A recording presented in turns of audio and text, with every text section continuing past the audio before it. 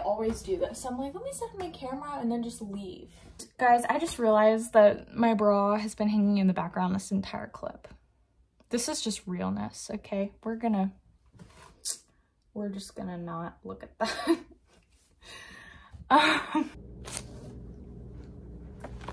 Good.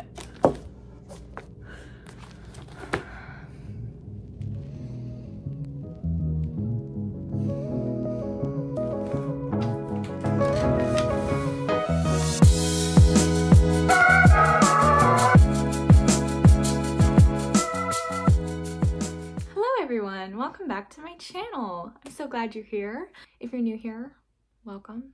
This is Shelf Improvement with Kara. So glad you're here. This week's video is gonna be super fun.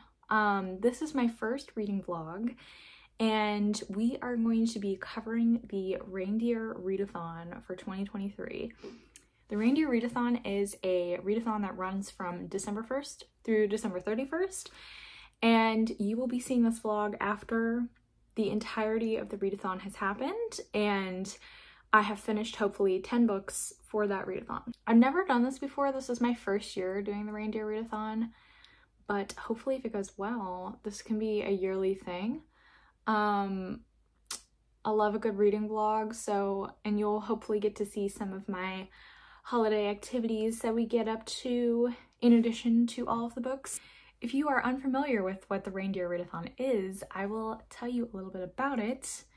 And before I do, I just want to let you guys know that I'm wearing my reindeer earrings that I got from a volunteer at the library who graciously gifted them to me this holiday season, and I've been wearing them to work all the time. This is the 5th year of the Reindeer Readathon, and this was created by Break Even Books on YouTube. And there are 5 teams for the readathon this year. There's Team Mistletoe, hosted by Eric at Break Even Books. Team Snowflake, which is my team, hosted by Noelle at Noelle 7 Pages on YouTube. There's Team Nutcracker, which is Christine and Mo from The Roomies Digest. There's Team Stalking, which is Kristen from Kristen Craves Books. And then there's Team Candy Cane, which is Hannah, who is the paperback bruncher, and Vanessa, Read with Dr. B, all on YouTube. I will link the video that Break Even Books did for the Reindeer Readathon, even though by the time you're seeing this, it's already passed, but maybe you would want to participate next year. It's really fun. We have a Discord. There's friendly competition between teams, and we're all sharing our reads with each other and encouraging each other, and it's super fun. Basically, like I said, I'm on Team Snowflake this year. If you are participating in the Reindeer Readathon, or if you have participated in the Reindeer Readathon, comment down below what your team was. Basically, what you do is there are 10 prompts that correlate with a reindeer, and there are certain points that are given to the prompts. So if you complete all the prompts, you will earn points for your team. I don't know what the winning team wins. I think it's just bragging rights, but it doesn't matter. So I'm just gonna really quickly go through the prompts with you so you can follow along with what I'm talking about in the video. The first prompt, which is Dasher, has to do with a word bank that came in the little PDF that we were all sent, and you just have to go based off of the first 5 words that you see on the word grid. So it has to be a word, the first book that you read has to be a word from that list. The Answer prompt is to read a book with a title that has at least 5 words in it. The Prancer prompt is to read a book set in a place you've never been. The Vixen prompt is to read a book you've been putting off. The Comet prompt is to read a book that starts with the same letter as your star sign. The Cupid prompt is to read a book that has multiple points of view. The Donner prompt is to read a book with multiple animals on the cover. The Blitzen prompt is to roll a dice or use a random number generator between numbers 1 and 6. The number you get multiplied by 100 is the minimum amount of pages the book needs to have. And then the Rudolph prompt, which is the last prompt, is to read a book that came out before you were born or a book that came out in 2023. So in this video, I'm going to go through all of the prompts in order. So if I get a little bit disheveled, which I tend to do, you can just refer back to this. There are also some bonus points, which I've also am kind of going for in this video. So the bonus points are to They correlate with the prompts already, so you can't read extra books for the bonus prompts. They have to be part of the original prompt. And you'll kind of, hopefully you'll get what I'm talking about when we get farther into the video. But the bonus prompts are Christmas Star, a book over 500 pages, Christmas Lights, an ebook, Christmas Carols, an audiobook, Christmas Tree, to branch out and read a book you wouldn't typically go for, and Christmas Elf, which is a book that's been on your shelf / TBR for a long time. And then there's a final bonus prompt which you can complete if you finish everything previously, and that is to redo another prompt for extra points for your team. That's what we're going to be doing in this video, and I'm really excited. I think it's going to be a lot of fun. I know I'm going to have fun editing this as usual. I hope you have a great time watching this video, and yeah, let's just get right to it.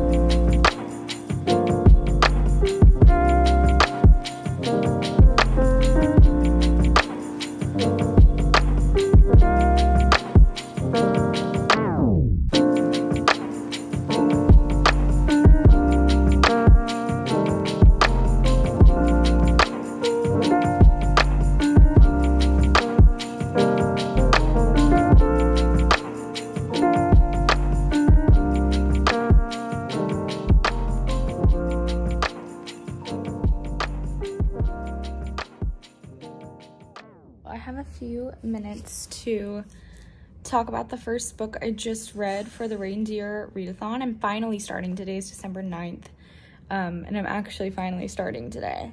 I will probably say this in another clip, but I don't know if I'm actually going to read every book that I have on my TBR for that, but I'm gonna try. I'm at 95 books after finishing this one.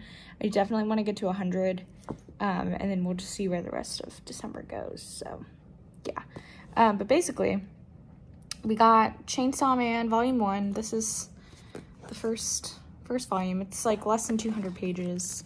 And this is the first manga that I've ever read, I think. Yeah. I read this in about like 40 minutes, which is awesome. So I can definitely see myself like wanting to pick up more of these volumes. When I'm in a slump. They're super fast. They're really fun. Like I said, this was out of my comfort zone. This one I chose for the Dasher prompt, which was the word bank from Reindeer Readathon. And one of the words that was in my word bank, one of the first 5 words I saw was man. And so there were other words, and I was like, I don't really know what I'm gonna want to read from that. But one of the bonus prompts is to read something out of your comfort zone that you wouldn't normally go for. I think that one's Christmas Tree, to branch out. So to hit the bonus prompt, I chose Chainsaw Man because I would not normally read a manga. And this is like a horror manga, but this really pleasantly surprised me. I actually really liked it. It was funny. It was poignant. It was intriguing. It was really interesting to like get to know what's going on here, and I definitely would be interested in reading more. The story is very unique, and I think the characters are I mean, I don't know them very well yet, but I liked it. Oh my god. Hold on. The reading sprint just ended. So I give this one 4 stars because I had a really fun time reading it, and I definitely would be into reading more of these, and it was a super easy one to check off my list. And yeah, so book number 1 is done. Yay. And I probably won't pick up another volume until 2024 because I want to get through what I'm reading now, unless something crazy happens and I just feel moody and want to read the next volume of it, like while I'm at work or something. But yeah, I'm really happy about that. I'm definitely like down to read more manga, and it's not like I ever wasn't down in the first place, but I don't know, it's never been within my comfort zone before, and yeah, try new things. All right, I'm gonna go now, and I will talk to you later.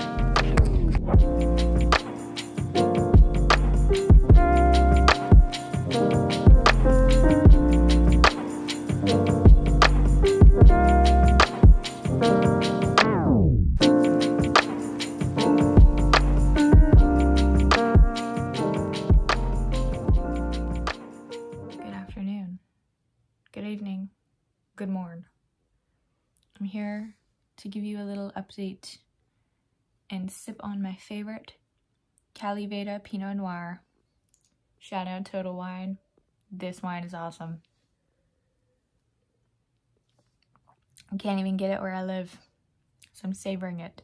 I just have a little bit of an update to share. Today at work, I actually ended up getting through 2 more volumes of Chainsaw Man. I didn't plan on this, I just picked them up and I read them on my breaks, and they took barely any time to read, and it was awesome. I read volume 2 and volume 3. I wasn't planning on doing this, and it's not technically part of the Reindeer Readathon. They were calling to me, and I had a really fun time reading some more. My library does not have volume 6, so I might read 2 more and then have to put a cork in it. But now that pushed my reading goal to 97 books. So I have 3 books left to officially finish my 2023 reading goal.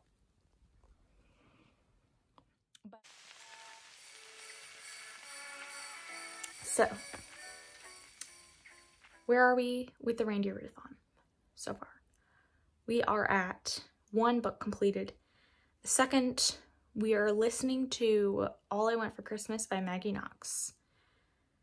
I don't know how far I am into that. Hold on 1 second. I have about 6 hours left of the audiobook, which means I've listened to 3 hours. So I'm a third of the way into the book. So far, it's pretty fun. If you don't know what this book is about, it is... Let me get some better lighting.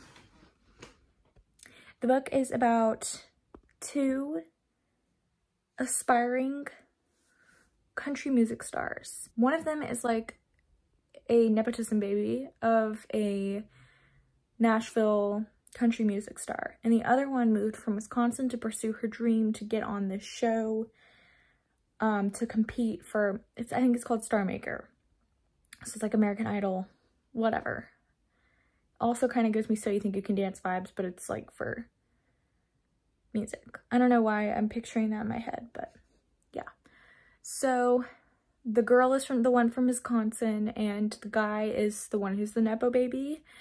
And they met each other before, but they both go on the show together, and immediately it's bad vibes. The guy is intrigued by the girl, but the girl is disgusted by the guy because he apparently was a dick to her a few years ago when they met the first time. He doesn't remember, and we don't know the reason why yet still. Basically what happens is they are forced into performing together, and when they perform together, of course, sparks fly. They're amazing together.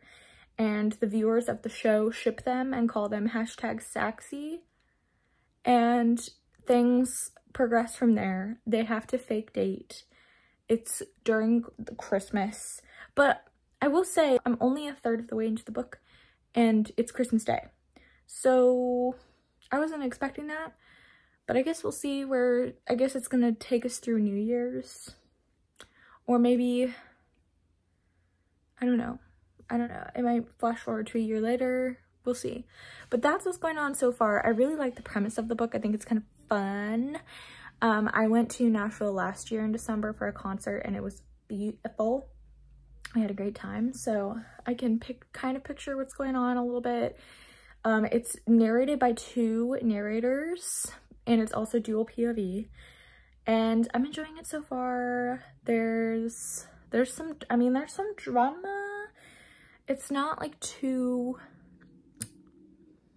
surface level. So far, like, the 2 characters, I'm not crazy about them yet, but I dig that they have chemistry together when they sing. It's giving me Daisy Jones and I can't remember that guy's name. Oh my god. Sam Claflin. You guys know, like, who is that guy's name? Fake fan. I'm not a fake fan. Okay, anyway. That's what it's giving. So, like I said, I have 6 hours left. I have no idea. I really want to finish it soon. I might listen to some of it right now. But I also kind of want to go to bed because I got to wake up early and go to the gym. So I don't really know what to do. But hope is not lost. I did read today, but it just wasn't what I was supposed to do. It's fine. I'm just really trying to read 1 book at a time. Kind of. So. Okay, I'm gonna go now. Done talking. See you later.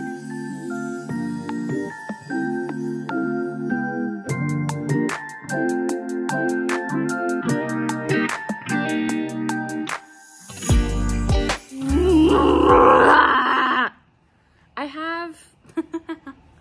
Xena just looked at me like, Mom, listen. I just want to say that I have about 2 hours left of All I Want for Christmas. So I'm going to finish it tonight. But y'all, there's no way I'm going to be able to rate this highly because there are 3 separate plot points that completely rely on the miscommunication trope. And let me tell you something about me. One of my top, I think probably #1 biggest pet peeve in a book is the miscommunication trope. I hate it. I hate it. I think it's lazy. I think we need to get better tropes. We need to make better plot points, especially like, I get when it's just a quick, easy, breezy, beautiful romance, you know, like we just want to take a brain break. So boom, throw the miscommunication trope in there. Okay, I can overlook when Allie Hazelwood does it, right? But listen, this is the 3rd time. And I'm listening to this book, and I'm listening to what's happening. And I had to stop. I had to stop listening because I literally was like shouting. I was shouting. I was like, stop. I can't hear this anymore. I don't. Stop your excuses. You know what I mean? Like, can we just talk like normal adults? Can we just express our and I don't know. I get that it is hard for people to communicate in real life, but no, it's just the level of miscommunication that happens in books for me is to the point where it's literally just used as a plot device to further the story along because there has to be some completely unrealistic crazy situation or scenario happening. But it's not even like that. Like, nothing that is happening in the book is really that unrealistic. It's just, we've seen this before. We have seen this before, and I'm tired of it. And it's just, I don't enjoy it. And that might be a little bit shallow of me, but I fucking hate it.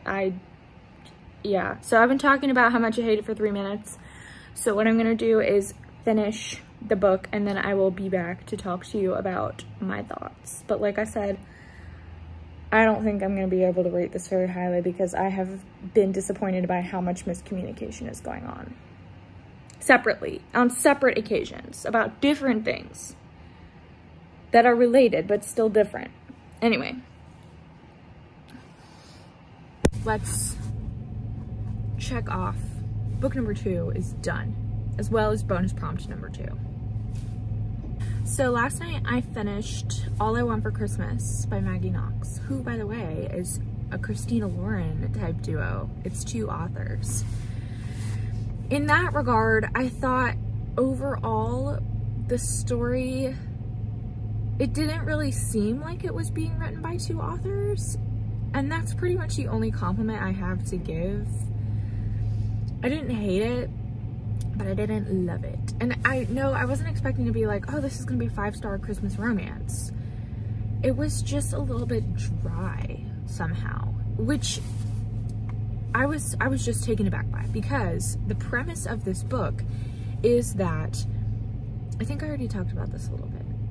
The two characters meet they meet cute, sort of, while competing on a music talent show in Nashville called Star Maker, and it's like a country music type thing because Nashville is the country music capital of the world. Hello. So I thought that was cool. I was like, give me more of that. It was only like the first quarter of the book that we actually got that at all. I thought the whole book was going to be about that, and I probably would have liked it more if it was them doing these various like tasks to get ahead in the competition, but it was like way more simple than that, and that disappointed me a little bit. Then the rest of the book was them miscommunicating with each other, and it even happened in the first act when they were on Star Maker. So the entire plot, multiple parts of the plot, relied on sheerly the miscommunication trope. And I already talked about how much this bothers me, so I had to knock it down a few stars for that, because it happened multiple times and I was getting frustrated. So yeah,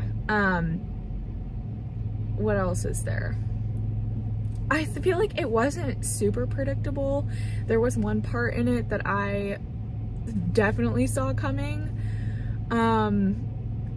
but the rest of it was kind of like you didn't really know where it was gonna go, but not in a good way. It was just kind of a little bit all over the place.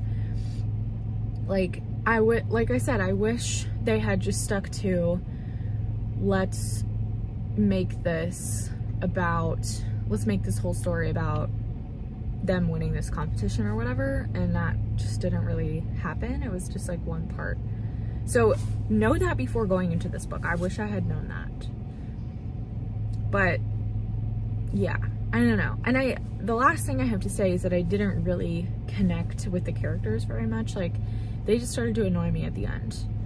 And there are two narrators for this audiobook, but I don't really like how they do each other's voices. Like, there's a male narrator for Max and there's a female narrator for Sadie, but I didn't like the way that they did each other's voices. So I was like, why do you even have two narrators at all? I don't know. But anyway, it was fine. I gave it 2.5 stars. I was contemplating giving it 3 because I didn't hate it, like I said, but I've given some of Allie Hazelwood's books a 3-star and I didn't find them comparable to hers. Like, I still like those more. So that was my little scaling for that.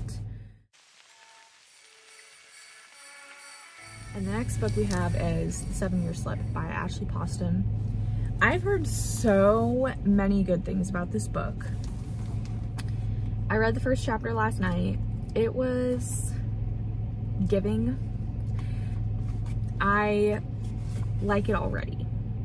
The main character is a publishing something. I think she's an editor at a publishing house that she and all of her friends work at. And she just inherited this really nice, beautiful, magical apartment. That's all I really know. In the first chapter, she's at a restaurant with her friends who are a lesbian married couple, which is, you can already tell that I'm in the right place when I'm reading that in the first chapter. What else? And then there's like a mysterious chef man who makes these really enticing concoctions at the restaurant, but then she has to go because a bunch of her authors that are on book tours like are having issues, and she's in charge of making the issues disappear. So it seems like she's a very workaholic person and doesn't have time to focus on romance or magic in her life, and she's also still grieving her aunt. So that's what's going on, and we are going to see what happens.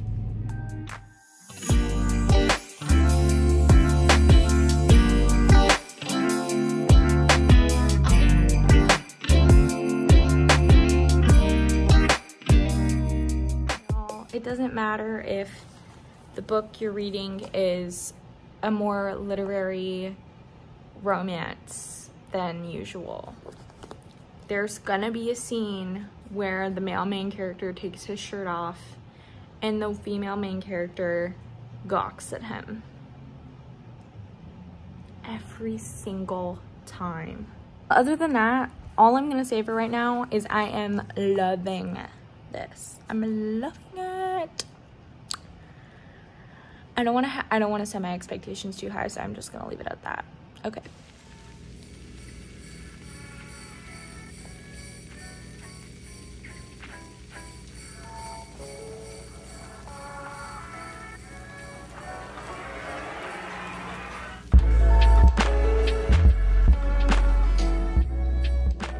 Great news is that I finished The 7-Year Slip by Ashley Boston.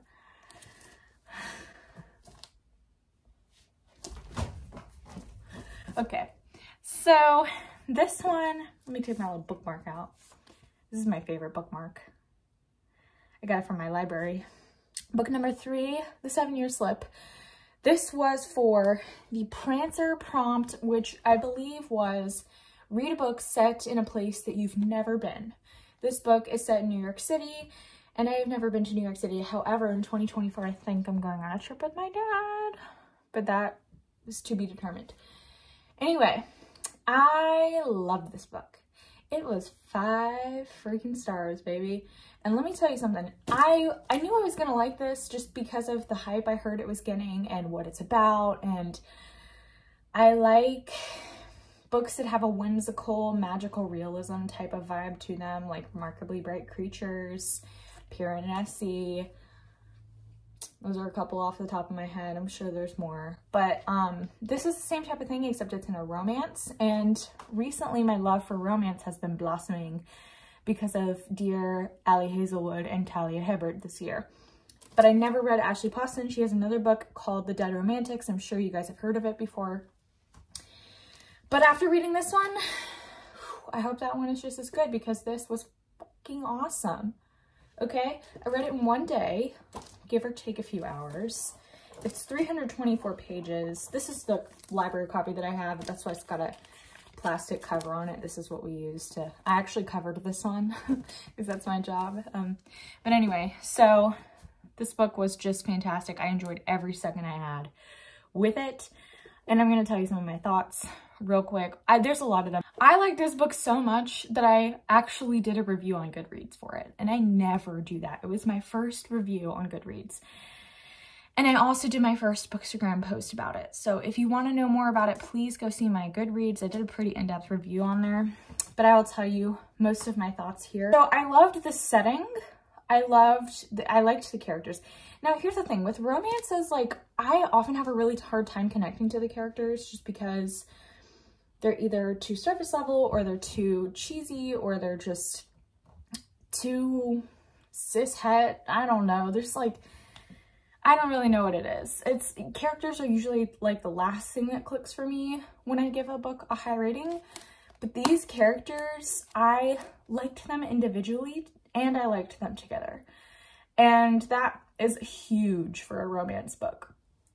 They have characterization separate from their relationship together, which is also huge. Like, there is a complete, fully fleshed out storyline, and only part of it is the romance. Another part of it is the main characters finding themselves, fulfilling their dreams, figuring out what their dreams are, dealing with grief, dealing with loss, dealing with life changes, dealing with all sorts of things. Every once in a while, we can pretend like those things don't exist in real life when we read a romance book, but they do. And I particularly love when a book deals with that in a realistic way, because I don't always read to escape my life. I read also to enrich my life. And so this enriched the hell out of my life, okay? So yeah, I also loved the setting. Obviously, this book is set in New York. If that doesn't sell you right there, then I don't know what does. This book is just quintessential New York rom-com. It was everything. It gave me exactly what I wanted. And there's also a lot of the careers that the two main characters have are like dream careers of mine. Clementine, the female character, I think I already told you guys what this book is about. If I didn't already tell you guys what this book is about, I'm going to tell you right now, and then I'm going to continue what I was saying. So the book is about Clementine and Ewan or Ewan. I don't know how to say that name. I've always said Ewan, like Elon, but I think it's pronounced Ewan. Anyway, the two characters. Clementine is a book publicist, and she went to school to get a degree in art history, and she's an artist. But she's a book publicist, and her best friends also work at this publishing imprint with her, which, that's like my dream career, okay? And then Ewan, I'm just gonna call him that, okay? Please correct me in the comments if I'm butchering his name. Clementine meets Ewan in her late aunt's magical apartment. She is willed to the apartment by her aunt, and she and her aunt used to go on all of these adventures together, and they went on a trip every single summer, and they just had a passport full of all these crazy places that they went to together, and they had a really special bond, right? Well, her aunt passed away 6 months from when this book takes place, 6 months ago, and she's willed her aunt's apartment that has been told to her to be magical. And at first she doesn't really believe that, but then she meets Ewan in her apartment. She comes home one day and he's there, and he's like, oh, your aunt's letting me stay for the summer. And at first she doesn't really get it because she's like, my aunt is dead. My aunt just passed away. But then she's like, wait a minute, all the stories that my aunt told me were true. And so then she kind of begins to realize that she's 7 years in the past when she's like transported back to that place in the apartment. But it doesn't always happen like that. Like sometimes she goes home and it's just her apartment and Ewan isn't there. But of course he still exists in the present, and that is kind of a little spoilery, so I'm not going to get into that. But basically when she meets him, it's 7 years ago. So he's a chef now, but 7 years ago he was just starting out. He just moved to New York. He wanted to get a position as a dishwasher at this restaurant that his grandfather really loved. And he's like fulfilling this dream on behalf of his grandpa, but also because of him. So they both have connections to loved ones that they have lost or whatever. And yeah, it gets a little bit more complicated from there. It's not like crazy complicated. It's very easy to follow, but I don't want to spoil anything for you guys because you have to read this, okay? Anyway, I loved their passions. I loved the careers. I loved the setting. I loved the characters, and I loved the writing, because even though parts of this take place in the past, it's not super choppy. Like, it makes sense. And we have there's flashbacks that kind of seamlessly blend into the story as Ashley Poston is telling the story of them. So it just works really well. And she's a very, very evocative and lyrical writer. The writing is beautiful. It's delicious. There are really good quotes in it. It was funny. It was, it was just everything. One of my favorite things about this book is that the third act conflict was not about miscommunication at all. It was about the characters being different than what they thought they were and resistant to change, and it wasn't about miscommunication. And for that, I just have to give it an extra star because I freaking hate when books have a miscommunication trope in them. And guys, I just realized that my bra has been hanging in the background this entire clip. This is just realness, okay? We're just gonna not look at that. If you want to see more of my thoughts, please head to my Goodreads review. I spoke about it a little bit more eloquently on there. And I just love you. All you have to know is that I really loved this book, and I probably won't shut up about it ever. It made me really happy. It gave me a 5-star feeling, and I just love getting that feeling. I mean, that is why I read, to get the 5-star freaking feeling. The next book that I'm going to be reading is Caraval. I'm calling it Caraval because it sounds like carnival in my name. So this one is Stephanie Garber. I'm sure you know who she is. She wrote Once Upon a Broken Heart, A Curse for True Love, The Ballad of Never After. And this is the series that comes before those books, so I wanted to read this one first. Big Sin. Read a book you have been putting off. I have been putting this off for several years now. It's been on my TBR for a long time. And so that is fitting the prompt. I've also been wanting to read this for the past few weeks, and I just haven't picked it up yet, so there we go. I'm really excited to get into this. If you don't know what Caraval is about, hold on, I actually don't know what this book is about at all. There's a performance, it's like this mystical faraway place where they do the Caraval. And it's kind of like a once-in-a-lifetime thing that you can be invited to go there. Scarlet and her sister go. They get to go. But then her sister is kidnapped because she is like the crux of the performance. For some reason, I don't know what any of that is about, but we are going to find out, and it's YA, it's going to be fun, it's a fantastical time. I feel like I need to read something like this right now, so Caraval. All right, I'm going to talk to you guys later. I have to go now, but you will get an update from me when I finish this one.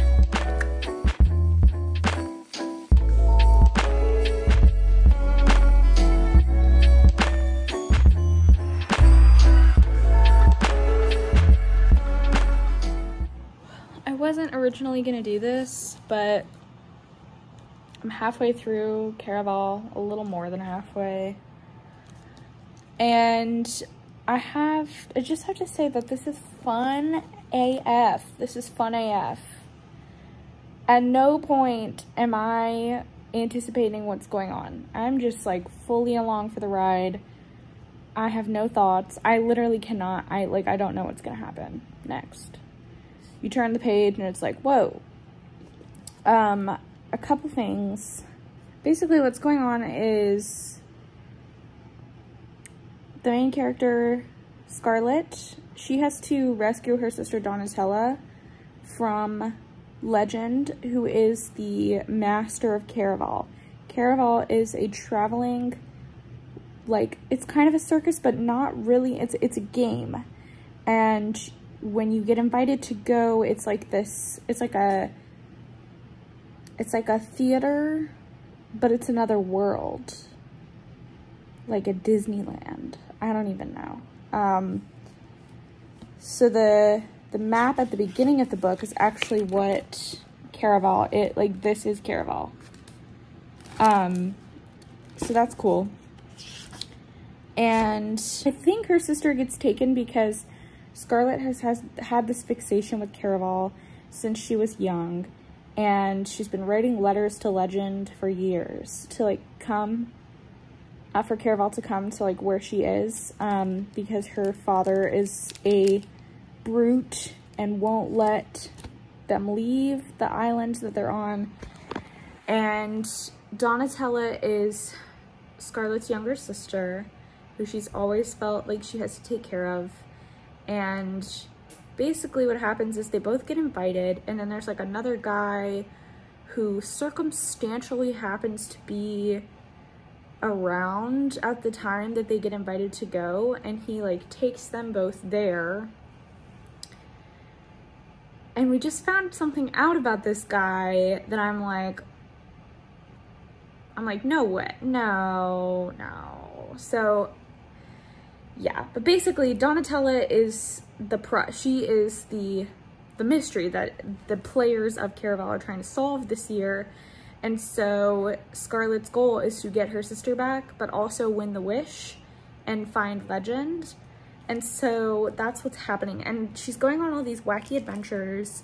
She makes a lot of bargains. Like, everything that you buy in Caraval is usually with like your worst fear, your latest, the last lie that you told, your nightmares, a secret you've never told anyone before, instead of like money. But it's interesting because the whole point of the game is to like play mind games on the people that are playing it. So the more you give away, the more real it becomes to you. It's very fantastical. The descriptions are really good. Like, I like the way that Stephanie Garber describes color and scene, and really like tries to immerse you in the world that she's creating. It's not hard to follow. It's very like it's well paced. The only thing that I have to say is that, like, I don't really like Scarlett's character, and we don't know Donatella very well. So, like, yeah, of course, like, she's gonna want to save her sister, but it just sounds like her sister's a bitch. And, like, I just don't really like any of the characters, especially not Scarlett, because she is super stubborn, like, stubborn to a fault, that it's annoying. She's horny, which is funny. Like, I know this is a YA and, like, teenagers are horny, but, like, she's horny for this man, and she's, like, trying to avoid it. And then, what else did I say? She's an overthinker, because you can, it's not from her point of view, but you're in her mind, and she's, like, thinking of all these possible scenarios that might happen, and not trusting her intuition, and that's just annoying, too, because I do the same thing. So, I'm not a huge fan of Scarlett, but I am a pretty big fan of the story that's happening, so I can look beyond it. I just don't feel like a big attachment to her, but this isn't really the type of story that I feel like I need to feel an attachment to in order to like it, if that makes sense. So, yep, I'm liking this. I definitely, yeah, I'm really, I like it. I'm really interested to see how it ends, and I'm sure I'll probably want to finish this. Like I said earlier, though, I don't know that I'm actually going to finish this series before the end of 2024, because we've got 2 weeks left at this point, and I really need to finish my Reindeer Readathon stuff. Okay, now it's starting to get to the point where at the end of every chapter, I'm like, what?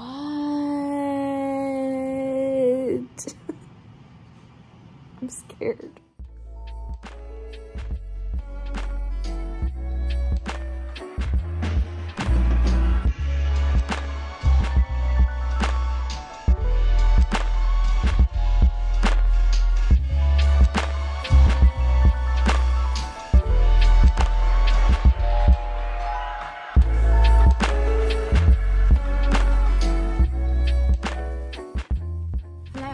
It's me. Good morning. It's Monday morning. I only have a few minutes to talk about this because it's 8:51 and I have work at 9. I have to clock in at 9. But I was running a little bit late this morning, so I still want to talk about, oh god, my hair is awful. So I finished Caraval last night. It was great. Everything that I said in my last portion of the wrap-up where I was talking to you about this book, I liked it. My overall thoughts were, characters, they need some character work. I'm hoping we get that in the next 2 installments of the series. It's a trilogy. And then apparently there is a character from this series. Once Upon a Broken Heart is a spin-off of this series. And I don't know what character is in that series, but I'm gonna keep it a surprise for now. But I think I am definitely, I mean, if it weren't for me doing the Reindeer Readathon, right now I would be picking up the next books in this series, because I really liked what I saw in the first book. It took me on a ride. I had no idea what was gonna happen next. I was fully enthralled. The twists and turns got me, and it didn't really seem rushed to me. I have definitely read books where it's been like, you literally wrote this so that it could have a sequel, and this doesn't feel like that to me. It's only at the very, very, very end that you get a glimpse of what might be happening in the next book, but I think everything wraps up pretty well. There are definitely some unanswered questions that I need to dig deeper into, but that's the point of, you know, having a series. And I think this one is fairly well crafted, especially for YA. It wasn't like too young.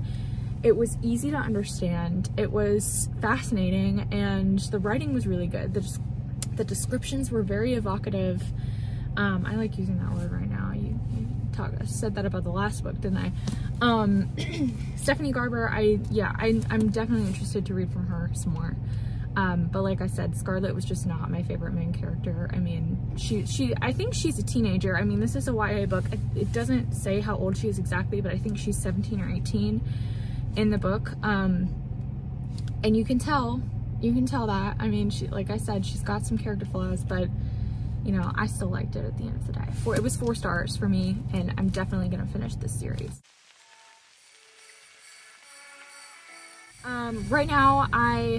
as soon as I finished this book last night, I started reading Check and Mate. I have about 5 or 6 hours left. It's a 9-hour audiobook, so I listened to about 3 hours last night and this morning. It's really good so far. It's a little bit less romancy than her other adult stuff, which, you know, is expected because this is supposed to be YA, but she does talk about a lot about sex, and it doesn't feel gratuitous because the main character is 18, and if she were younger, it would be weird.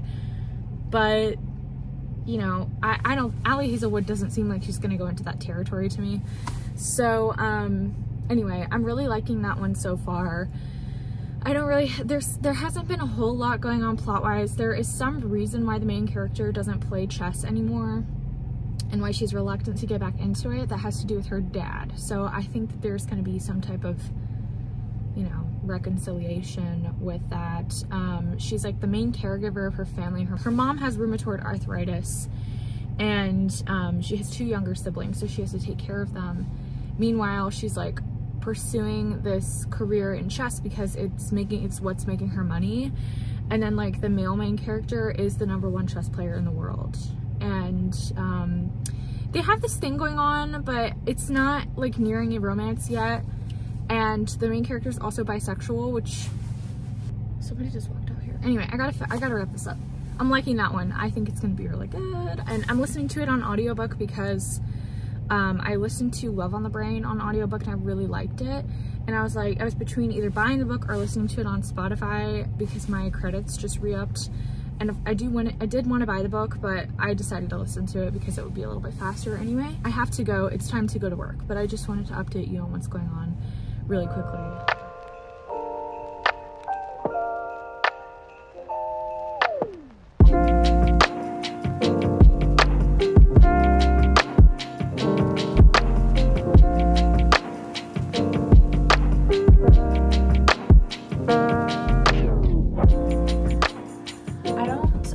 Have any labels to put on my presents that I'm wrapping Matthew for Christmas, so I'm going to use these Book of the Month stickers that they sent me in my December box. I think this works. I think it's funny and it's slightly more sustainable than buying new ones, so that's what I'm doing. We need to have a little convo.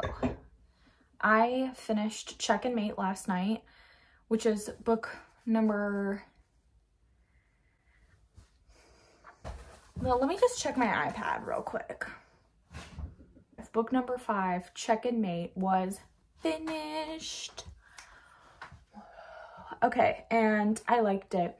So book number 5, aka Check and Mate, was fulfilling the prompt of Comet, which is read a book that starts with the same letter as your star sign. My star sign is Cancer, and so I had to choose a book that started with C. And originally I was going to do Caraval for that one, but then I realized it also fit the last prompt, which if I didn't already tell you, and hopefully I did, that one was read a book you've been putting off. I decided I wanted to read Check and Mate for this prompt, and I was glad that I did. I had a really fun time reading it. I didn't know what to expect with Ali Hazelwood's YA debut, because as we all know, if you know anything about Ali Hazelwood, she has written a lot of very smutty adult romance books so far. And so my biggest thing going into this was, is this actually going to be what I consider YA or teen appropriate? As somebody who works in a library, I don't know that I would recommend this book to people who are under 18, because there are just a lot of mentions of sexual activity. There are no on-page explicit scenes. It is closed door, but there are still a lot of references to sexual activity. The main character is on Tinder, and she is 18, but I don't know that I think I would classify this more as new adult. It didn't really seem too young to me. I am hearing a lot of criticism about this book, that there's way too many Gen Z TikTok-y tropes and references going on in this book. I personally thought they were funny because I'm used to Ali Hazelwood doing that type of thing in her books. And I mean, at this point, she's just my guilty pleasure author, so it didn't actually bother me that much, which I was surprised about.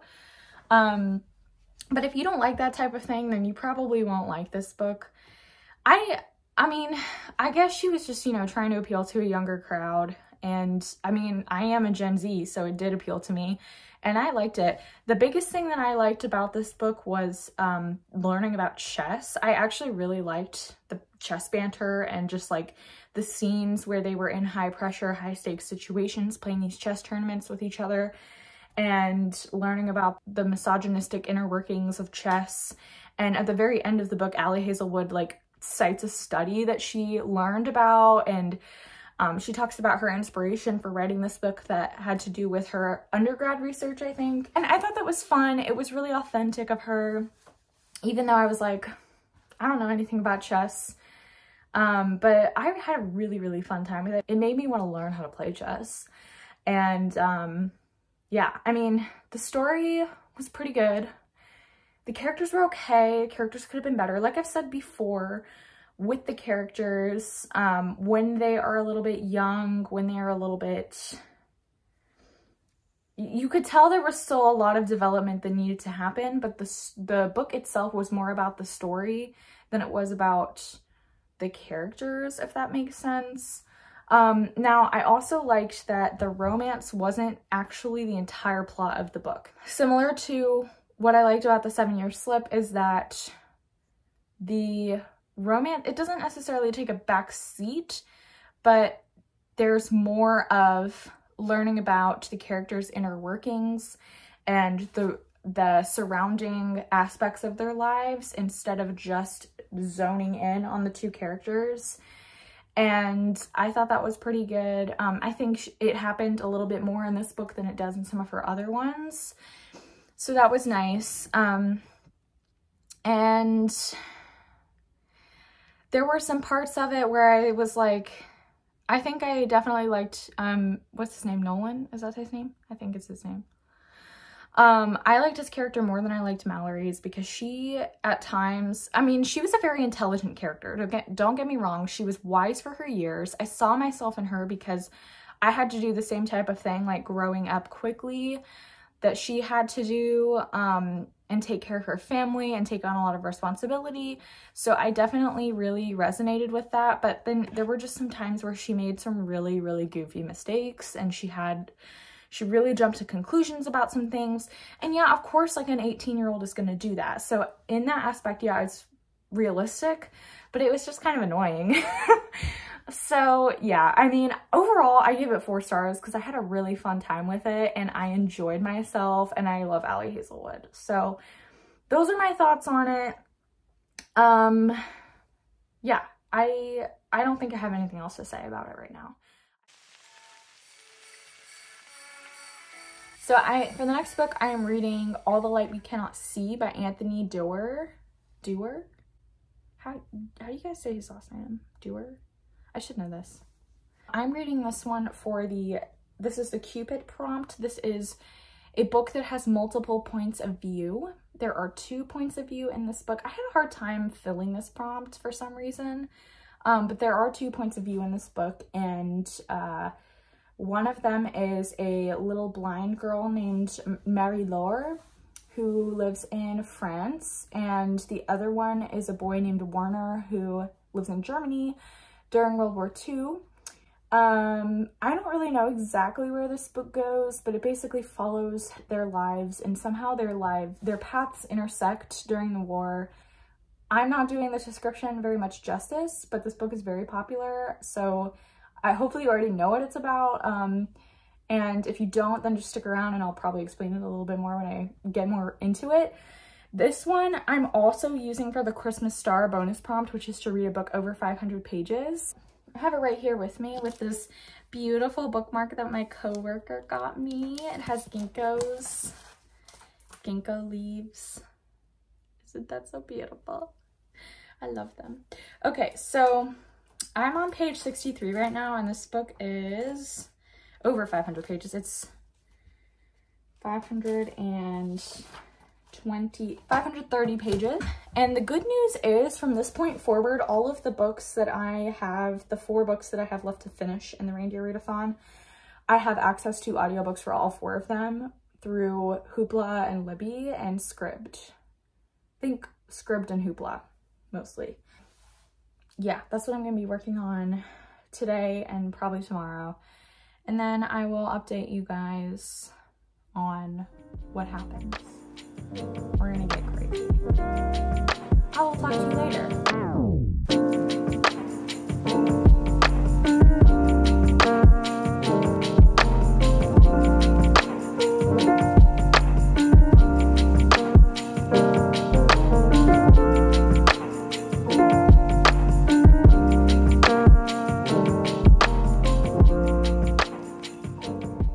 Hey guys. So I just wanted to, wow, there's a lot of glare from my glasses. I just wanted to come here and say that I have my Vlogmas, my Megan Hughes Vlogmas merch on, and I am struggling. Okay, I have 4 books left in this challenge, including the one I'm reading right now, and I want to really get this vlog up for you by next week, which is the end of December. So I have a lot of reading to do. Not that I'm not enjoying all the light we cannot see, but it's just taking me, it's not that I don't want to read it, it's just I'm considering DNFing it because it's not what I want to read right now, if that makes sense. It's not a bad book, it's just, I don't know, I'm not feeling it. I don't know. That's just how I'm feeling at the moment. I'm this far of the way into it, and I do have the audiobook on Scribd. So I just don't know. I just don't know. I'm having a hard time giving up. But I already said this before, what I really wanted to be reading was Caraval, and it's taken me almost an entire week to get into this. So please pray for me. I think what I might do is I don't know. I'm literally rotting my brain right now and watching YouTube instead of reading this. So what I might do is listen to the audiobook instead and try and finish it today. I guess I'll talk to you when we know more.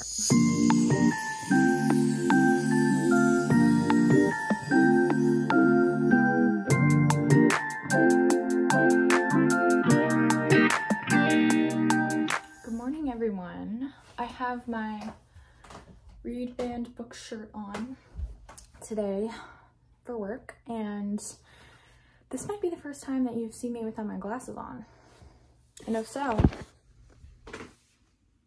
this is what I look like without my glasses on. So basically, I just want to catch you up on where we've been, because it's been a couple days since I last updated you because it was Christmas.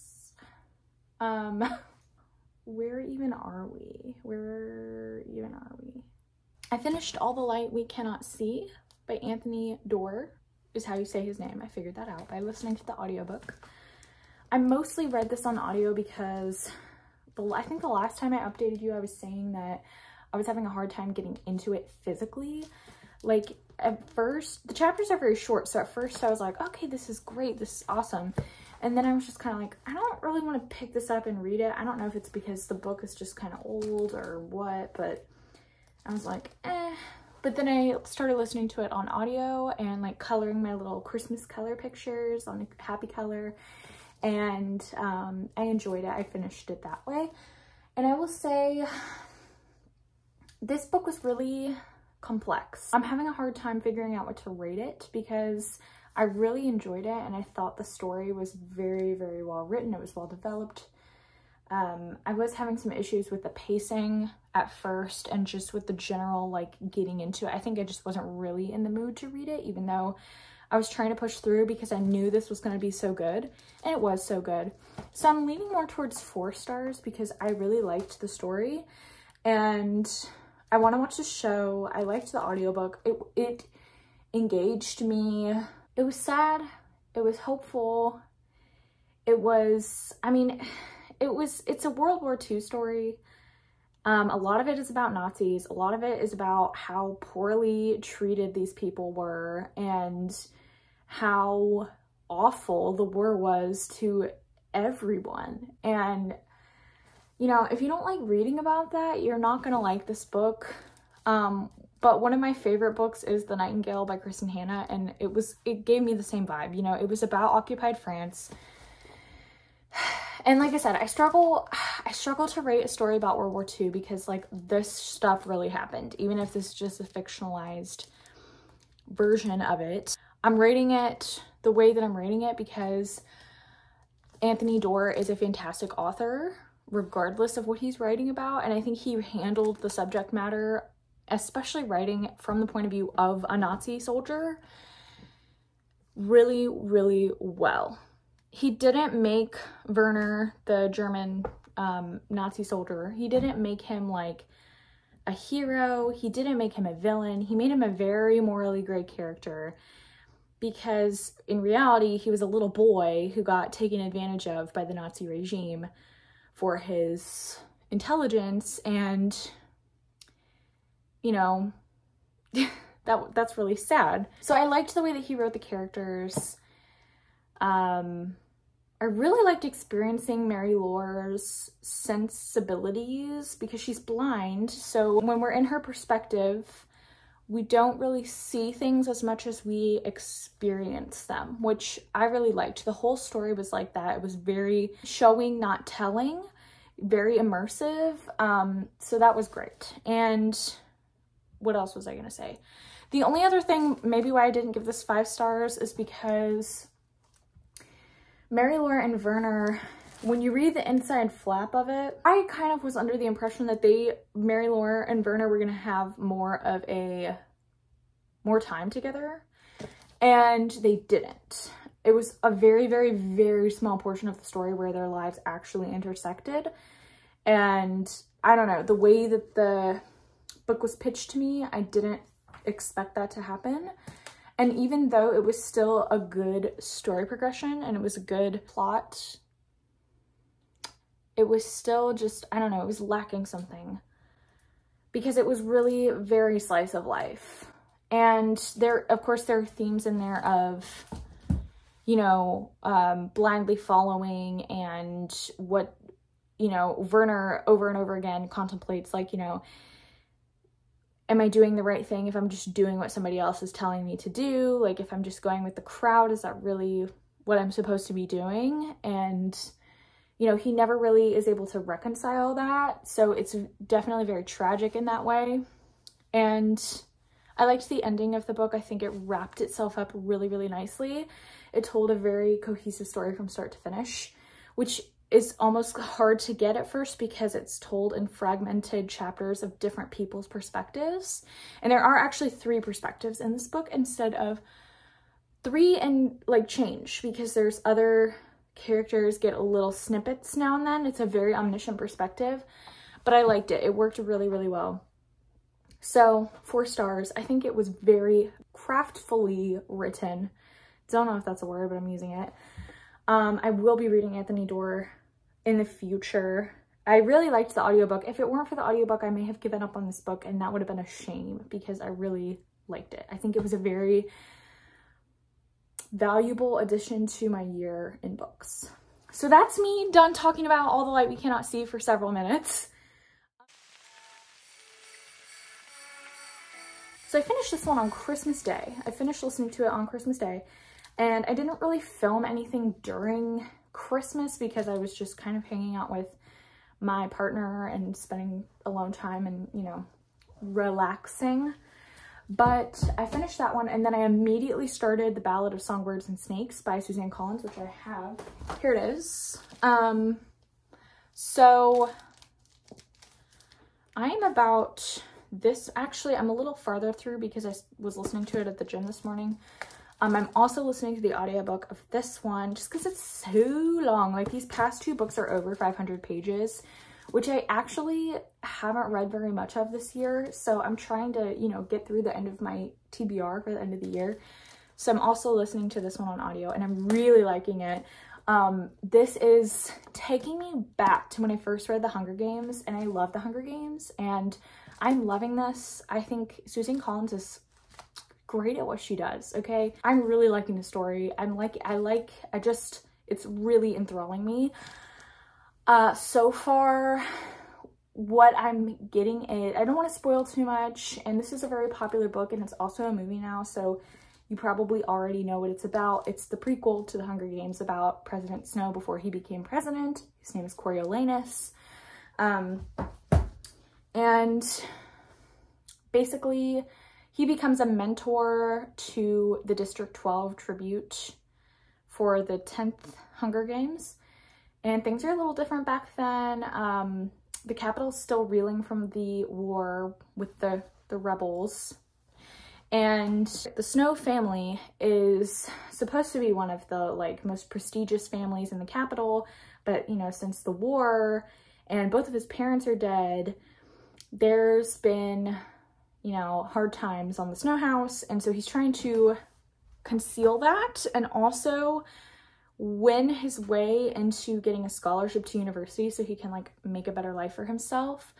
So he's helping Lucy Gray, which is the tribute, but it's like we see his character unfold this far into the book. There's not much character development. He's a complex character, don't get me wrong, because he's quite morally gray. I mean, he has feelings for Lucy Gray and he wants to help her, but he doesn't know if it's coming from the right place, because at the very beginning he was like, okay, if I win the Hunger Games with my tribute, then I will get all of these accolades and notoriety and I won't have to worry about my social standing anymore. And then things happen, and we just reached a plot twist at this point in the book where something crazy happens, and I just really want to know. I don't know what's gonna happen next. So yeah, that's all I really have to say right now, because I want to discuss more, but it gets into crazy spoiler territory.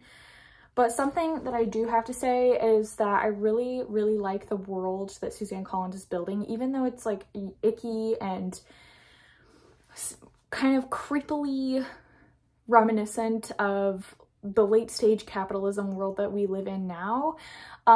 It's very immersive and it's very, I don't know. I mean, if you've read The Hunger Games, you know, it's addicting to read. The politics of the world are really interesting and complex, but they're also simple. You know, it's just listen to what the Capitol is telling you to do. It's very 1984. Somebody's always watching you. It's very performance-based. It kind of feels like a made-up dystopian microcosm of what the world is today. And I think Suzanne Collins is kind of a genius for, you know, weaving in these messages of like, what are you doing? What are you doing, society? What are you doing, government? You know? Anyway, I don't know if that was her purpose or not. It's just fun. It's fun to read. It's escapist, but also in a like way that gets your gears going. And what else do I have to say? Oh, I have noticed that all of the capital, not all of them, but most of the capital kids' names are Greek or Roman. And I was Googling this last night because I was like, why is everybody named after Greek gods? Like, what's that about? Coriolanus is a Roman name, but a lot of them are either Greek or Roman, and the pantheons are very similar. I delved into a Reddit thread last night where they were talking about how because of the glorification of gladiatorship and like these intricate speculative fights to the death, or not speculative, spectator fueled fighting as a form of entertainment was very popular in ancient Rome and ancient Greece. And so that's Suzanne Collins' nod at her real world inspiration for the world, I guess. So I think that's very clever. And I've always liked the names in the Hunger Games because they sound like they work, but they're also really weird. Like, what's my favorite one? This isn't really a spoiler, but if you don't want to hear any names, then skip this part. Characters named Io, Persephone, Iphigenia, Apollo, Diana, Juno, Gaius. My favorite is Androcles Anderson. You get the point. It's clever, it's engaging, it's page turning. I'm liking it. I'm really liking it. Hopefully I can finish it today. I have like 6 hours left of the audiobook, but I'd love to finish it today because I still have technically two books left to read in the Reindeer Readathon challenge, but there's one more like bonus one that I want to finish before the end of the year. And there might be a couple more I can sneak in there if I'm crazy. And I also got a couple of books for Christmas. Should I show you right now? I might go ahead and show you right now. Okay. Okay, I'll go ahead and show you. So I got 2 books for Christmas so far. I wasn't able to go home and see my mom and dad for Christmas this year, and they may have got me some books. I think my sister got me a book, but I have no idea what it is. It looks like hardcover in a wrapping paper. I will update you when those updates come. We're going to see them in a couple weeks. But anyway, I got 2 books this year. So the first one is The Whale Writer. I do not know how to say this author's name. Please correct me. This is a Maori author. This is really special because my boyfriend's parents got this for me from New Zealand. This is a New Zealand publisher imprint copy. I'm really excited to have this book because I don't own any books by Maori authors, and I've never actually heard of this one, but apparently it has been made into a movie and it's pretty short. I think it's gonna be good. I'm excited to read this one. My boyfriend's dad wants to read this one when I'm finished with it, so hopefully I can read this one soon so I can give it to him. And then this one is from my boyfriend. He got me The Edible Woman by Margaret Atwood. And I've already talked about this before, but I love Margaret Atwood. She's my favorite author, and this is actually her debut novel. I think this was published in 1969 originally, and it's basically about a woman who she's just like a normal woman. She's just graduated college. She has a boyfriend, just like me. And then when her boyfriend proposes, she experiences an aversion to food and then experiences an overwhelming desire to consume. So I'm really interested to read this one. I love Margaret Atwood's writing. I think this is going to be a hoot. And I really love anything that has to do with food and like obsession and consumption and subverting relationships and patriarchal dynamics, and I feel like this is gonna have all of that. So I also really like the cover. And this one is like a really less talked about novel by Margaret Atwood. I haven't been able to find this anywhere. It's not at the library. It hasn't been at any bookstores I've been to, so I'm really excited that I have this book now. I'm gonna go. It's almost time for me to get ready to go to work. And I'm gonna finish The Ballad of Songbirds and Snakes, and when I do that, I will catch up with you. And yeah, have a lovely, lovely day.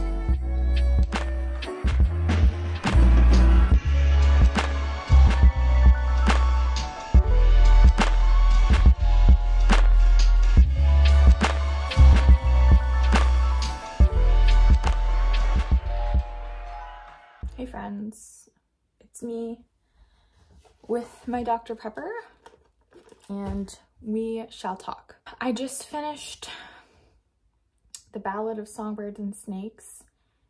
Finished it last night actually, and I don't have it anymore to hold up for you because I returned it to the library today when I worked. I thought it was good. I really liked it. I don't really know what else to say about it other than what I've already told you. Yeah, I gave it 4 stars. I thought it was good. I really, really enjoyed my time with it. Despite the fact that the ending was not the best it could have been, I don't think. It was a little bit rushed. There's a conflict that happens that doesn't really make a whole lot of sense. It just happened and then it was over and then we never talked about it again. That's really all I have to say, but I gave it 4 stars because I really liked it. And like, I liked my experience reading it, and that is what matters. And I'm excited to watch the movie. I'm gonna watch it at some point when I have more time to. The next book that I'm reading is called I'd Really Prefer Not to Be Here With You by Juliana Baggett. And this book is actually a collection of short stories, which I love collections of short stories. And I've been meaning to read more of them. I have a lot on my TBR. I just seem to never get around to them. I actually haven't seen this book around a lot. I have never heard of it before. I saw it on Hoopla as one of their book club picks or something like that a couple months ago. And when I saw it and I read the description and I saw it was short stories, I was like, this kind of seems up my alley. So I just kind of like put it on the back burner, and then when it came time to make my TBR for the Reindeer Readathon, I was like, I'll throw it on there because I have it as an ebook. There's also the audiobook on Hoopla, so I'm listening to it as well. I decided to last minute. One of the prompts for the challenge was to pick a number between 1 and 6, and then put it through a random number generator, and then that number is however many 100 pages you have to read. So when I did that, it gave me 2, so 200 pages, and I think the ebook version was like 220 pages, something like that. So that was the book that I picked. And I also decided to use it for the bonus prompt of reading an ebook. So yeah, that's what we're doing. So far I have read 5 of the short stories, something like that. And what I'm doing is Books and Lala style. I'm rating them by story, and then I'm just going to compile that rating for however much the book is. So far the stories are good. They're reminding me a lot of Black Mirror. And there's already kind of a theme of like misguided family troubles, relationships, suburbia, with this twist of dark, sinister things that may or may not have to do with technology. They may just be paranormal. So yeah, very Black Mirror-y. And so far I haven't had many issues with the pacing. Like the stories themselves are pretty round. They've been pretty short so far. I'm in the middle of a longer one. It's a 50-minute chapter on the audiobook. So yeah, we're gonna see how it goes. That's where we're at right now, and I will update you some more when I finish, as usual.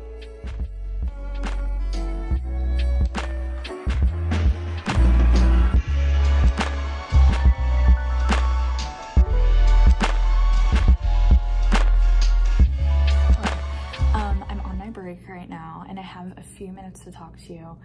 The past couple days have been a little bit crazy, and you might be wondering, well, what has happened between now and then, Kara? I finished I Really Prefer Not to Be Here With You by Juliana Baggett. I finished it in like 2 days, which took me a little bit longer to read than I wanted to. If you enjoy Black Mirror, I highly recommend this one. I ended up giving it 4 stars. I really enjoyed my time with it, and some of the stories were stories that I'm definitely gonna be thinking about in the future, and it was just very me. It was a short story collection that I really vibed with, so I gave it 4 stars. Toward the end, the stories got a little bit like, I don't know, they weren't hitting as good at the end.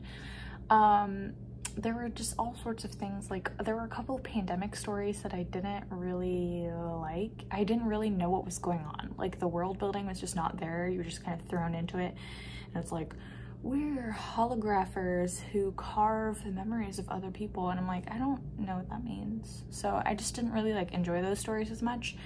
But I really liked ones about, there's like a Benjamin Button type story. There was what else? A girl gets a tattoo to grieve her brother, and then it just moves around on her body.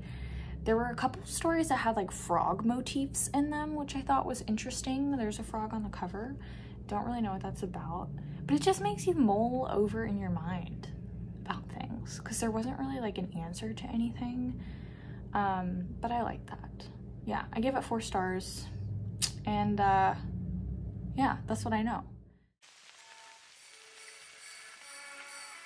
The last prompt for this challenge is the Rudolph prompt, which is to either read a book published before you were born or read a book published this year in 2023, and I have had this copy of a new book in my possession for a long time now. It's called Lilith by Nikki Marmory, and I don't have it with me right now, but I wanted that one to be my last one because it was published in 2023 and I've just had it for a long time.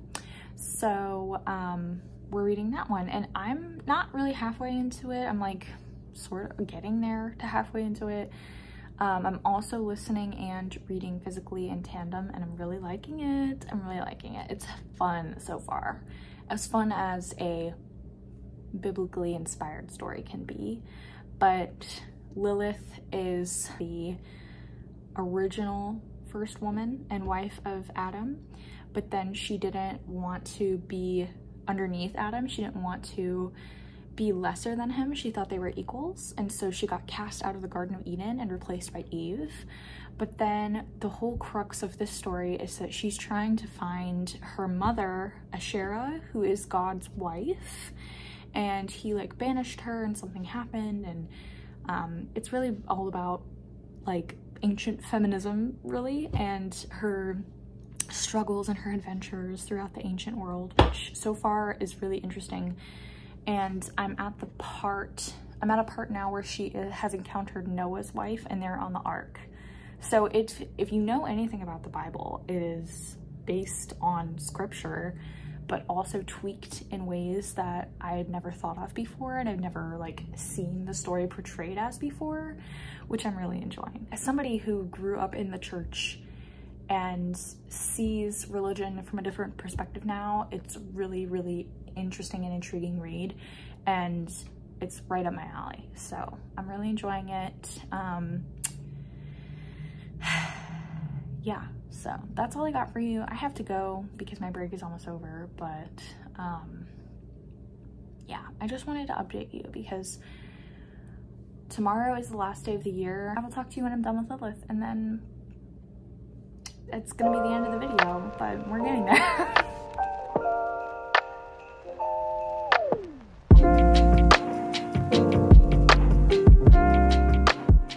Okay, everyone, I'm here with my little reindeer doggy,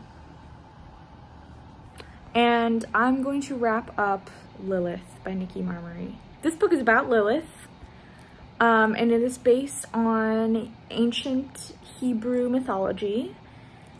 If you didn't know who Lilith is, I will tell you, and the book actually explains very well the origin story of her, and there's an author's note and historical notes at the back of the book where Nikki Marmory explains it really well, and she talks about her inspiration for writing this story to be kind of a feminist subversion of the original tale of Lilith, which is basically that Lilith was originally the first woman created to be equal to Adam, and because she believed she was equal to Adam, she didn't want to be inferior to him. She didn't want to lay under him. She didn't want to, you know, do his bidding. And so she got cast out of the Garden of Eden, and she kind of became like this demoness and this evil, usurper symbol in Hebrew culture. And she's not really mentioned in the Bible. She's not mentioned in scripture that I'm familiar with, at least. And so you know, eventually I learned who Lilith was. Before I've known who Lilith was. She's always just been kind of represented to me as a witch, I guess the opposite of what a holy woman is supposed to be. But like I said, this story is a subversion of that original myth. So when we meet Lilith, she explains that she believes she's equal to man because her mother, Asherah, who is God's wife in this story, and also God's wife in Hebrew mythology, where this story comes from. She is the original creatrix, as she's called in the book. And Ashira stands for wisdom and discernment and connection to the earth and femininity, the divine feminine, basically, is what she is. And so because Lilith is connected to her in this way far more than Adam ever was, she is enlightened more, and that's why she has this fall from Eden, but it really isn't this place that she wants to be anyway. So we kind of follow her story, how she ends up being the serpent who tempts Eve. She has an encounter with a lot of women that we meet in scripture, like Noah's wife, she's named Norea. She meets Mary Magdalene at the end of the book. She develops a relationship with Jezebel. There's all sorts of these people that she meets throughout the timeline of the scripture that we know, that we are familiar with.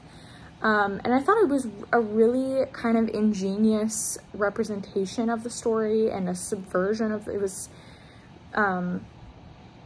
a really interesting way to get to know a story I know really, really well in a different way and from a different perspective. I thought the story overall was interesting. The mythology, learning the different side, the different side of like the story was really interesting. The writing was really good. Nikki Marmony's writing is fantastic. Definitely comparable to Madeline Miller and other mythology retellers that we know that have this beautiful lyrical, descriptive, evocative writing. The only issue I had with this book, and now keep in mind, I did read this in one day because I'm trying to wrap this blog up, and I was, you know, kind of rushing through some parts of it for sure. But after the second half of the book, the tone switches because we enter into like the New Testament, you know, Messiah, Jesus era of the story, right? And so she meets Mary Magdalene, but I really like had trouble following the story at that point because we skipped over a lot of things in between, basically in between her departing from Jezebel and meeting Mary Magdalene.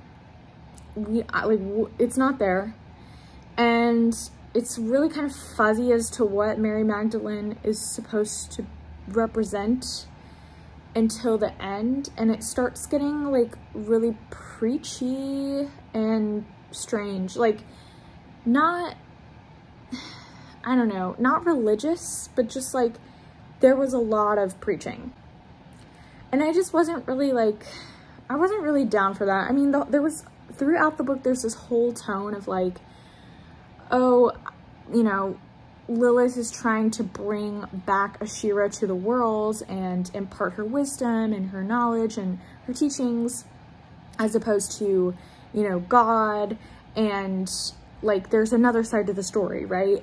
But then there, I don't know, the end of it was weird, and then Mary Magdalene kind of like mirrored Jesus, which was like, that's not, this might just not be like, I didn't know that part of the story, but I was like, why does it have to, why do we have to have a Jesus moment, you know? The best that I can describe this is that it just got preachy, and I wasn't expecting that. I wanted it to be more of like a,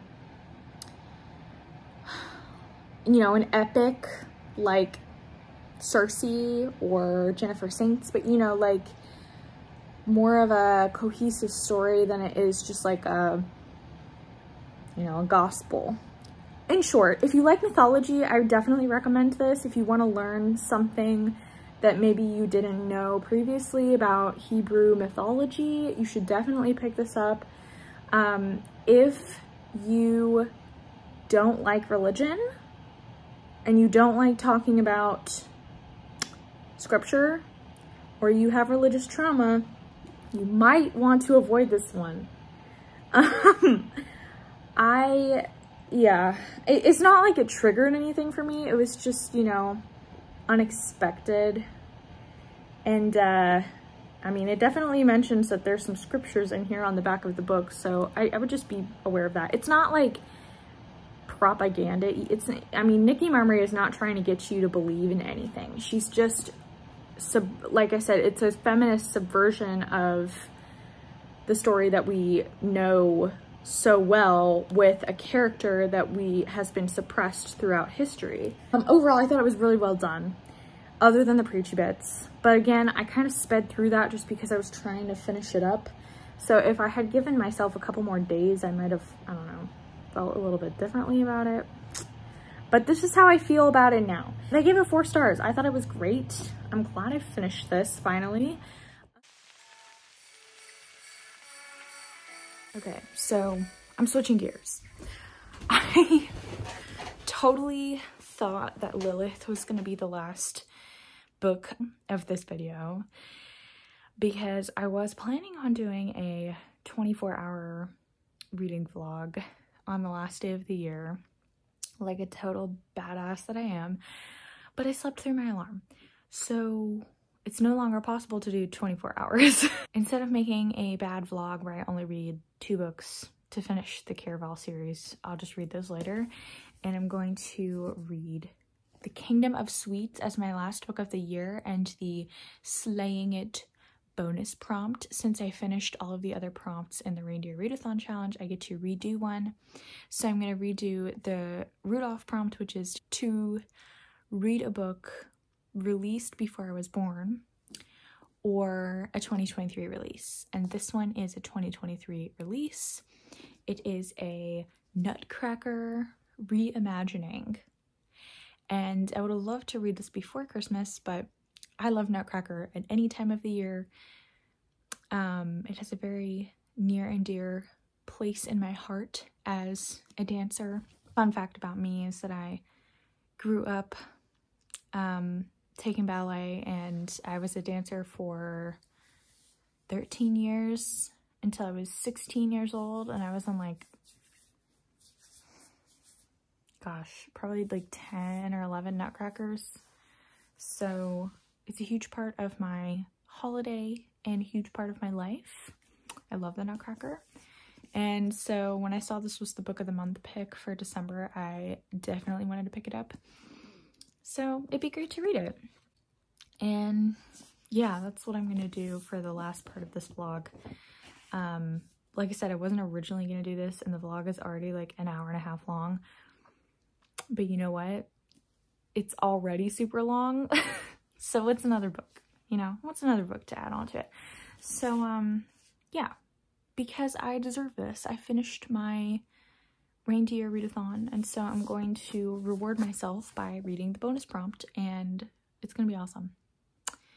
Well, yeah, basically, that's what I'm doing. I don't really know what this book is about, other than that it is a Nutcracker reimagining, retelling with Clara and her twin sister, Natasha. And they're cursed by Drosselmeyer instead of gifted a Nutcracker. So yeah, we're gonna have a fun time with that. I'm excited to let you guys know how it is. And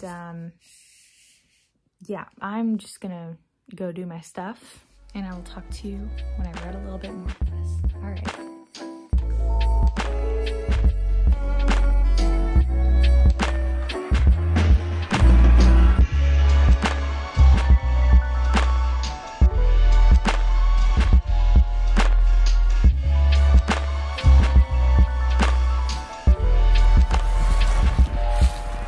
Backyard.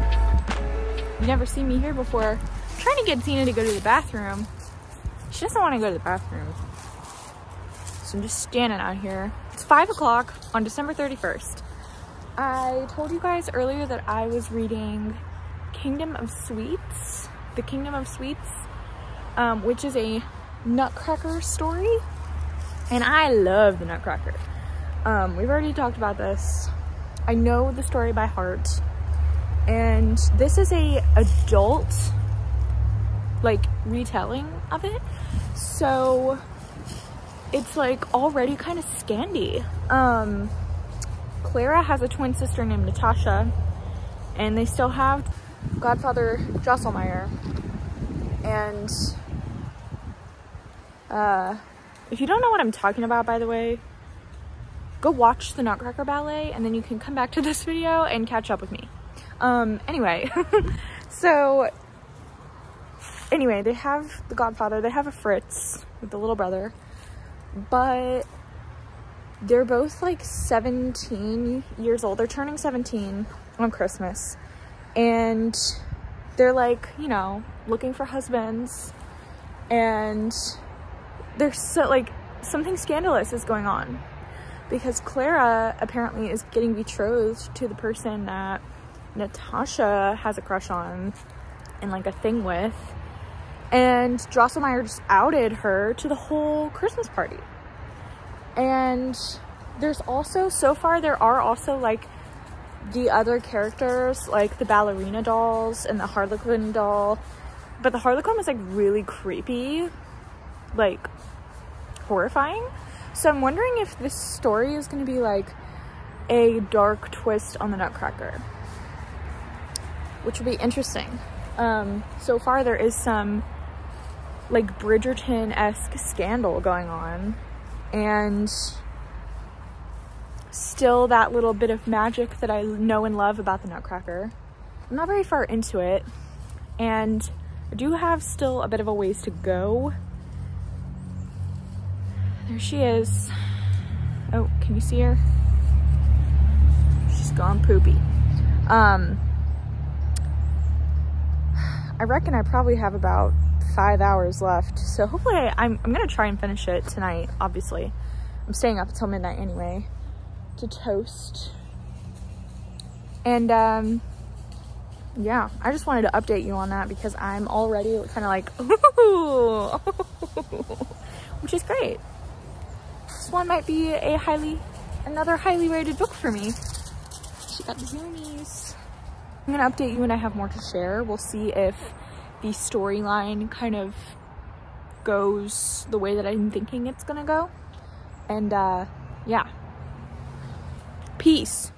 Of course, I gotta listen to some Nutcracker music while I read as well. This is a good one on YouTube.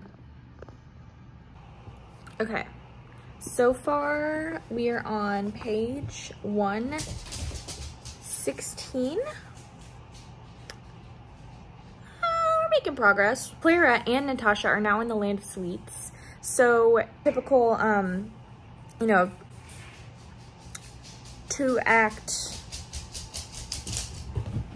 ballet progression is happening, and there are elements of the story like the divertissements, and there's kind of a snowy scene. They're in the land of sweets, or the kingdom of sweets. There was a battle, but it was weird. I don't know. So all of those elements are still there, but we are only like a third of the way into the book, and we're nearing like what would be the end of the ballet, I think. And there's going to be like, you know, clearly there's a lot of other stuff that's happening. So I'm kind of like, what else is there? I'm enjoying the liberties that the author is taking with this story. So that Natasha's talking to the Sugar Plum Fairy right now, and she's more like fae, and this world to me seems much more like a fae realm, in that it's whimsical, but it's also really eerie and sinister, and if you make a wrong move, you know, you could wind up in danger. And the Sugar Plum Fairy is trying to make a bargain with Natasha for like revenge, because Clara is getting everything that she ever wanted, and Natasha is like not even an afterthought, basically. So that's just reminding me of like, you know, fae stories, wickedness. There's definitely a dark edge to this that isn't usually there with typical Nutcracker tales. So it's spicy. And yeah, I'm very interested to see where this goes from here. All right, so I'm here to wrap up the video. we finished it. I did successfully actually read 10 books for the Reindeer Readathon, and it took me right up until the end of 2023 to do so. But I finished The Kingdom of Sweets last night, and I will say, not that I was disappointed, but this was way darker than I thought it was going to be. It was like, there was some demonic stuff going on in the land of sweets, in the Kingdom of Sweets, okay? The Sugar Plum Fairy is not who she says she is. And at first I said I kind of got fae vibes from that land and from the Sugar Plum Fairy. And I guess you could interpret it that way. She wasn't ever explicitly named as a fae. She was called more of a demon. And the kind of magic system that was going on that brought them to that land had to do with Drosselmeyer's pagan beliefs or something. There was some crazy culty shit going on. And Clara and Natasha being twins had something to do with that. But I didn't, like, that's all I really know. I didn't really get what the story was trying to do or what it was trying to tell us. I think the story of the Nutcracker is not perfect, but it's very timeless and classic for a reason. And this was a very, very inventive spin on it, but it got muddled and it was really dark. It was creepy, it was dark, it was kind of horrific, it was very gothic. It was also very atmospheric. The writing was pretty good. The end of the book kind of lost me. After we initially meet the Kingdom of Sweets, let's just say that, things just go, they get a little bit crazy and they get kind of fever dreamy, but not in like a good Mona Awad way. So yeah, I don't know. My overall thoughts are, if you love the Nutcracker, try this one out, but be aware of how dark it gets. And I think if they had been in a fae realm, that would have made a little bit more sense to me. And yeah, a lot of things just didn't really make sense to me at the end, and that's okay. It was a definitely very memorable last read of the year. I was kind of like, what the hell is going on here? And definitely got me in the beginning half. And it was pretty quick to get through. I did skim a little bit at the end because I was antsy and the story kind of fell apart for me. But yeah, The Kingdom of Sweets, interesting read. Yeah, that's wrapping up the video.